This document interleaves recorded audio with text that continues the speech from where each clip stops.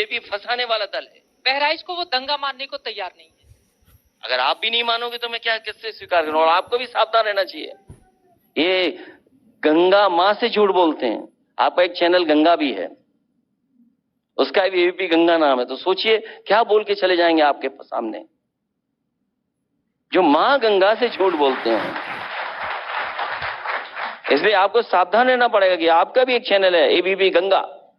लेकिन अब मैं आ जाती हूं, जिस बुलडोजर को लेकर सुप्रीम कोर्ट ने भी अपनी बात कही थी और एनकाउंटर को लेकर भी बहुत सारे सवाल, लेकिन इसी उत्तर प्रदेश का एक हिस्सा ऐसा है जो सरकार के समर्थन में इसको लेकर खड़ा हो जाता है और उसी वजह से बीजेपी के कार्यकर्ता उत्साहित रहते हैं। जगह जगह बुलडोजर, हमने यहां तक देखा है कई जगह शादियों में दूल्हा भी बुलडोजर पर जा रहा है।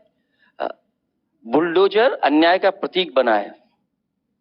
अन्याय का प्रतीक से खुशी नहीं मिल सकती किसी को, और जो लोग अन्याय के प्रतीक से खुश हो रहे हैं उनसे ज्यादा समाज में नेगेटिव व्यक्ति कोई नहीं हो सकता। और जिनका भाव ही विनाशकारी हो,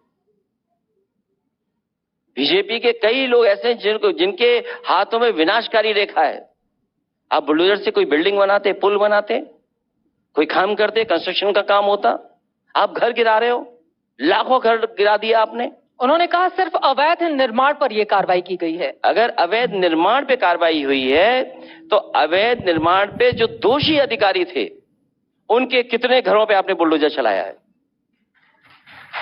जिनकी वजह से अवैध निर्माण हो रहा है। और मैं आपसे कह रहा हूं, यहां बैठ करके कह रहा हूं, गवर्नर हाउस के सामने इलीगल कंस्ट्रक्शन हो रहा है। वो हेरिटेज बिल्डिंग है, क्या उसका नक्शा पास है? क्या इनका बुलडोजर वहां भी जाएगा इलीगल कंस्ट्रक्शन के लिए? और नहीं मानते आप किसी अपने चैनल के, जो आपका स्टिंगर कोई व्यक्ति हो, चैनल का कैमरा लेकर के जाके देख सकता है, क्या उसको लीगल इलीगल क्या मानेंगे आप? आप तो ये भी कहते हैं मुख्यमंत्री आवास का भी नक्शा पास नहीं है। अगर नक्शा पास हो तो नक्शा दिखा दे। एलडीए ने पास किया कि नगर निगम ने पास किया है? मुख्यमंत्री आवास का भी नक्शा पास नहीं है। मैं तो कह रहा हूं ना, सरकार के लोग नक्शा दिखा दें उसका। लेकिन अगर इस तरह की कार्रवाई अवैध निर्माण को लेकर सुप्रीम कोर्ट ने अपनी जो गाइडलाइंस दी थी उसमें इस बात को अलग रखा था कि अगर कहीं अवैध निर्माण है तो फिर आप कार्रवाई कर सकते हैं, और उसी के नाम पर अगर वो अपनी इस कार्रवाई को आगे बढ़ा रहे हैं तो जनता के उस वर्ग को कैसे आप लोग बताएंगे कि सरकार जो कर रही है ये विभाजनकारी है? क्योंकि इसी के आधार पर वो वोट भी हासिल कर रही है। मैं आपकी हर बात से सहमत हूं जो बात आप कह रहे हैं। एलडीए में या जितनी भी डेवलपमेंट अथॉरिटीज हैं उनमें सब में सूची बनी हुई है कि इलीगल कंस्ट्रक्शन कहां कहां हुआ है। उन सूची के तहत आप क्यों नहीं गिरा रहे किसी का? एलडीए में होगी सूची, या जितनी भी डेवलपमेंट अथॉरिटीज है उनमें सूची है। और मैंने तो आपसे कहा गवर्नर हाउस के सामने इलीगल कंस्ट्रक्शन हो रहा है, क्या उसका नक्शा पास है? और फिर जिसने इलीगल कराया है, क्या उन अधिकारियों के खिलाफ कार्रवाई हो रही है? क्या उन अधिकारियों के खिलाफ कार्रवाई होगी?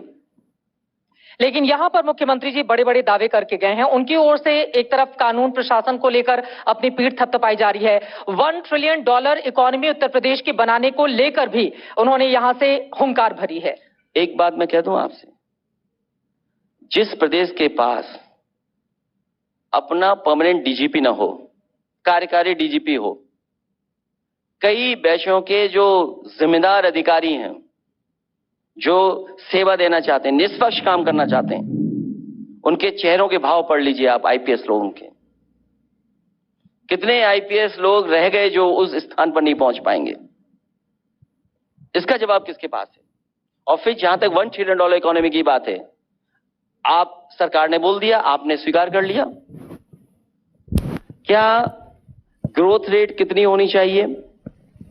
मैंने सुना कि उन्होंने कहा कि 64,000 एकड़ जमीन उन्होंने क्लियर कराई है माफियाओं से, अवैध कब्जे थे जी। 64,000 एकड़, इसका डेटा कहां है? अगर आप कहते हैं पोर्टल से सुविधाएं मिल रही हैं तो आप बताएंगे ना 64,000 एकड़ जो जमीन आपने खाली कराई जिसमें इंडस्ट्री लग रही है, उसका डेटा कहां है?